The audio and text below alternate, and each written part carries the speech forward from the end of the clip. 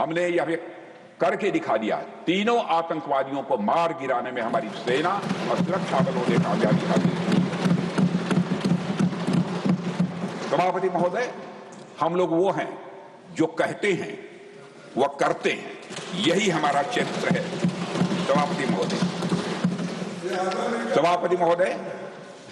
सभापति महोदय, जैसा कि सदन को जानकारी है कि 6 और 7 मई 2025 को भारतीय सेनाओं ने ऑपरेशन सिंदूर के नाम से एक ऐतिहासिक सैन्य कार्रवाई को अंजाम दिया था।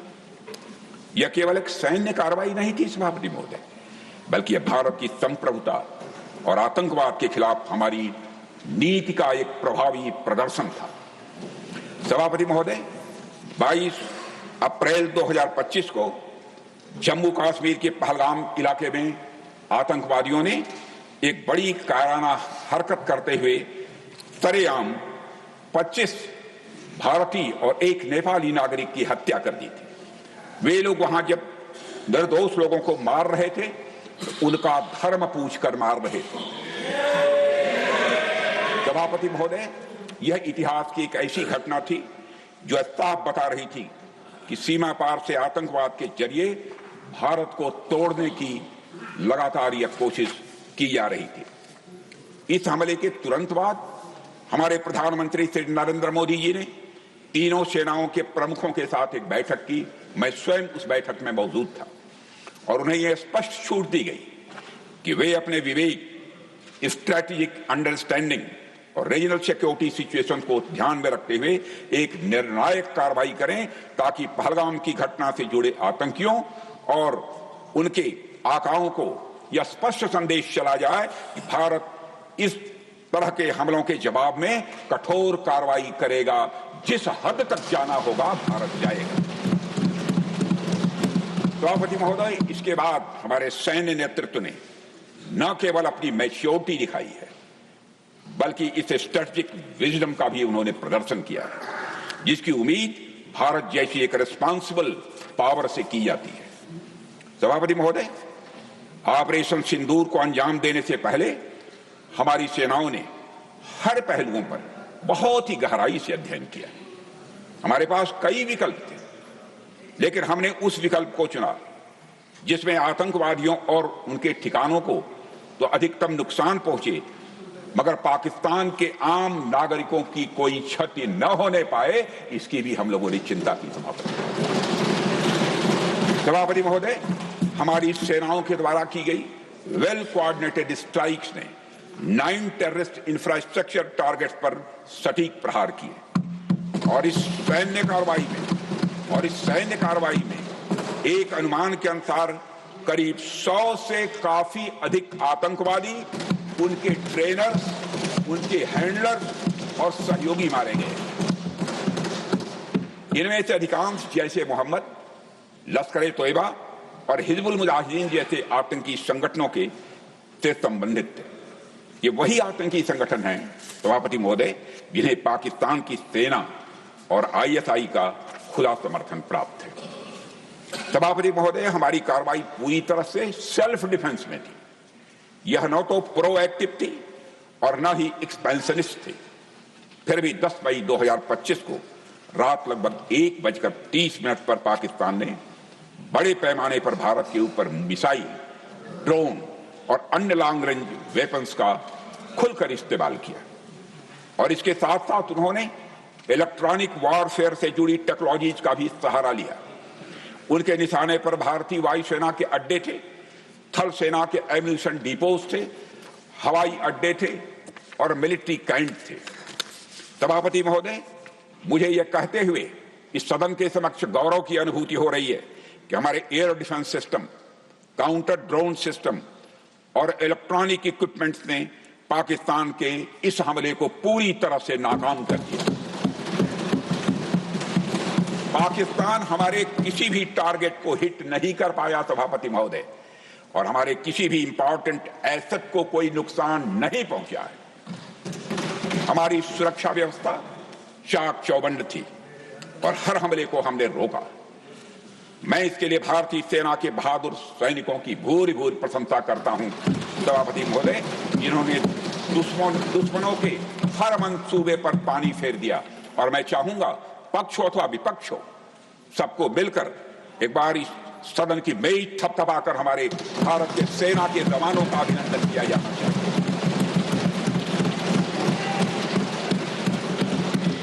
सभापति महोदय, पाकिस्तान के हमले के जवाब में हमारी कार्रवाई साहसिक, ठोस और प्रभावी रही है।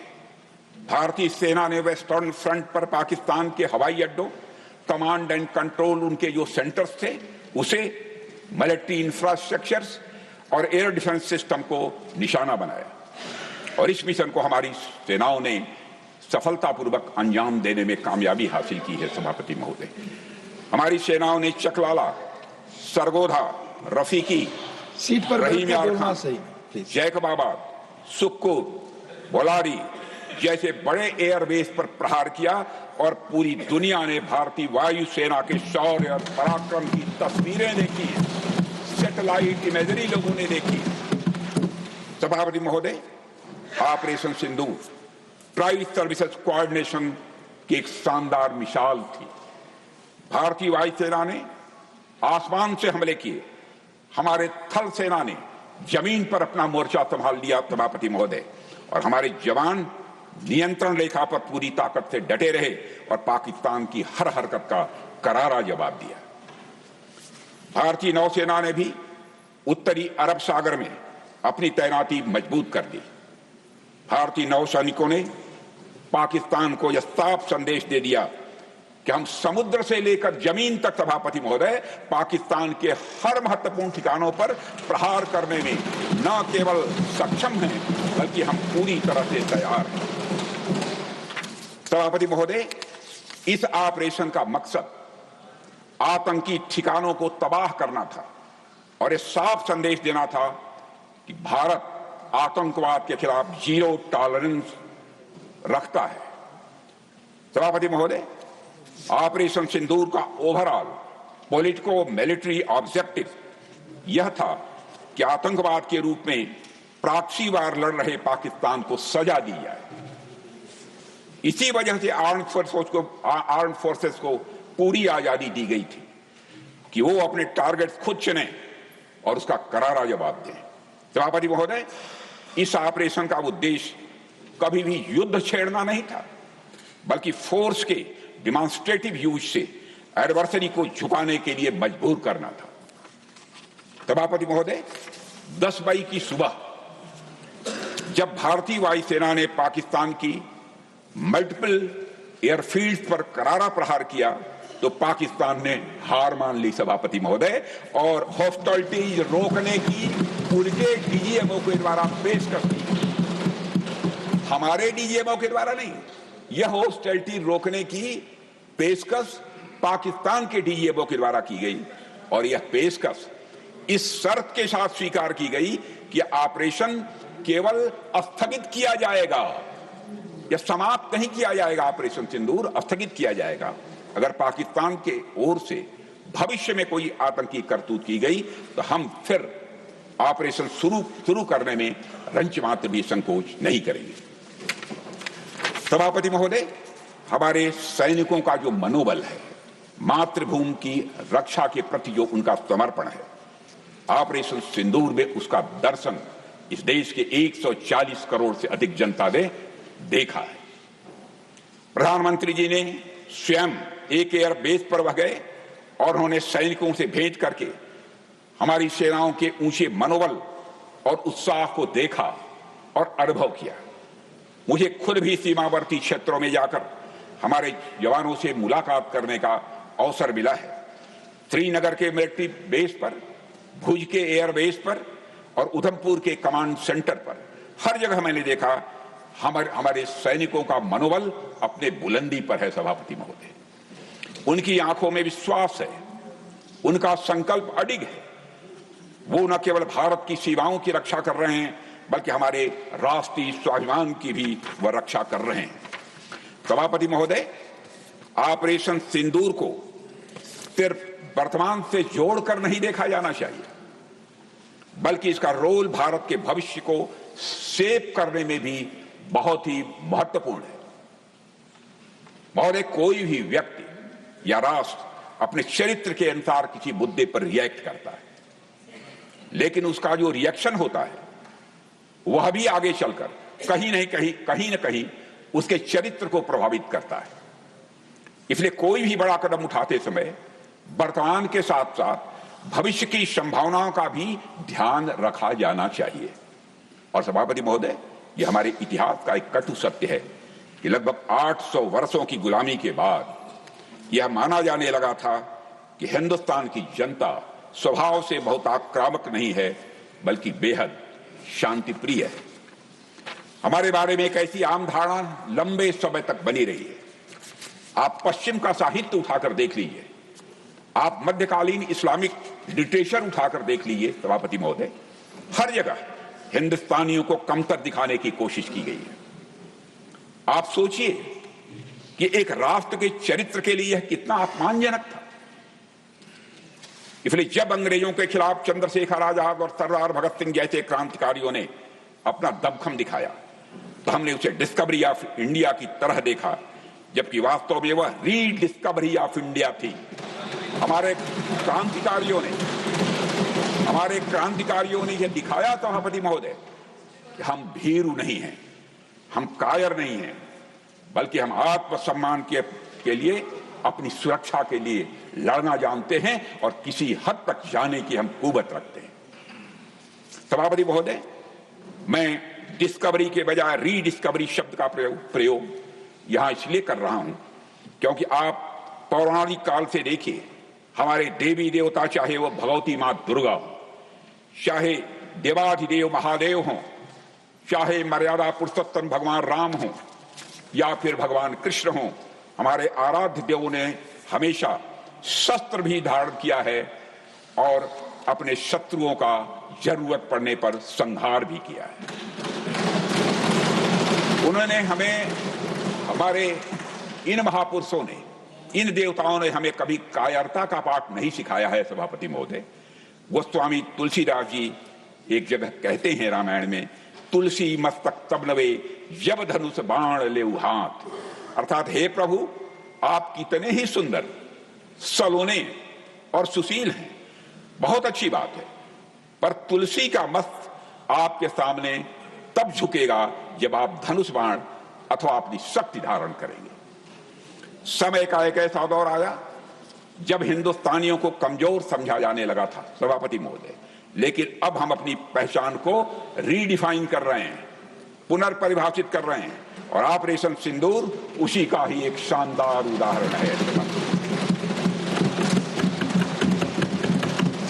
सभापति महोदय, आतंकियों ने भारत को एक सॉफ्ट स्टेट समझ रखा था। उनके लिए भारत पर आतंकवादी हमला करना एक तरह से लो कास्ट और हाई रिटर्न का यह मामला बन गया था।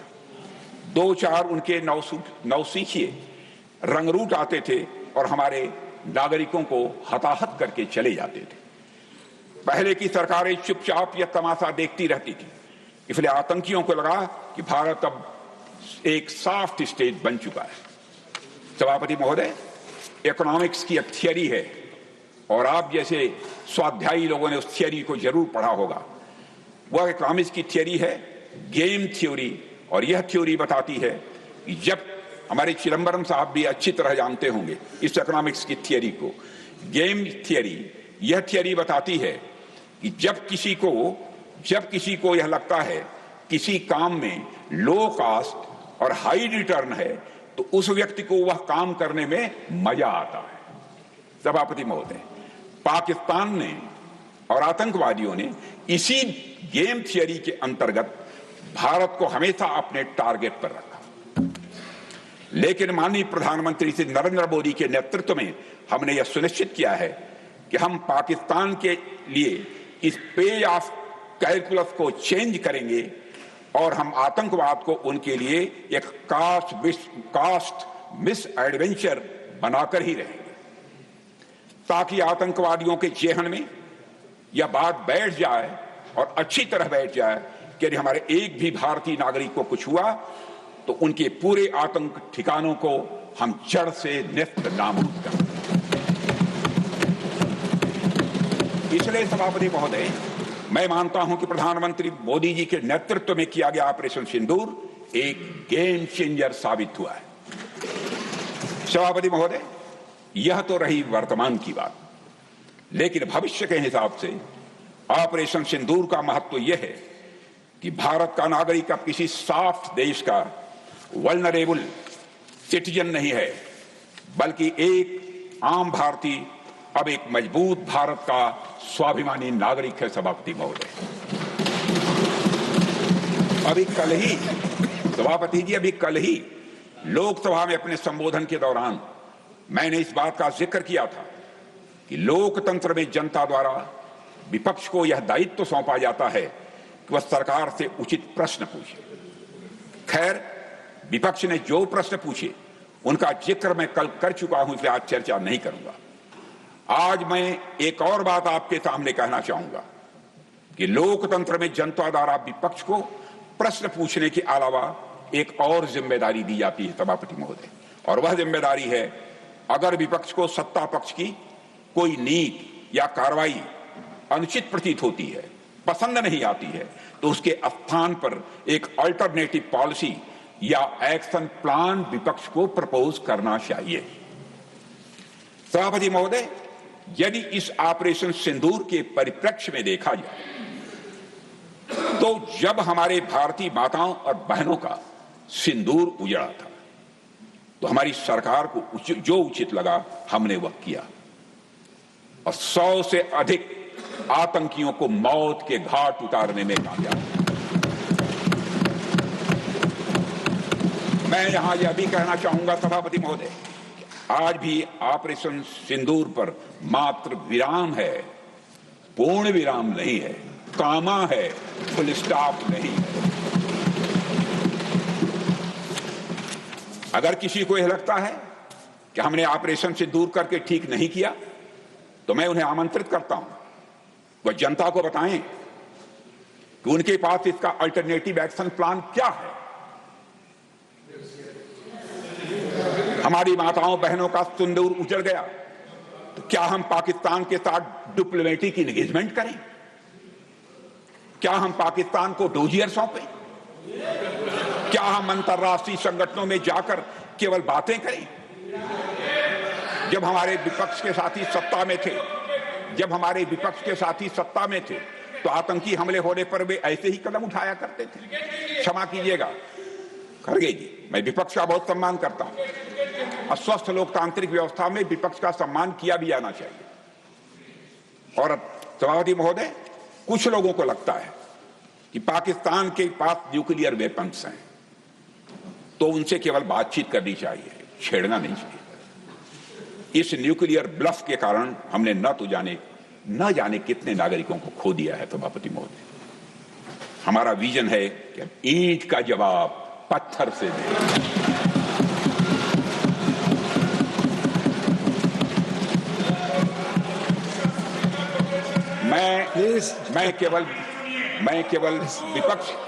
मैं केवल विपक्ष के सम्मानित सदस्यों से ही नहीं, बल्कि सभी सम्मानित सदन के सदस्यों से मैं कहना चाहूंगा, आज नागपंचमी है।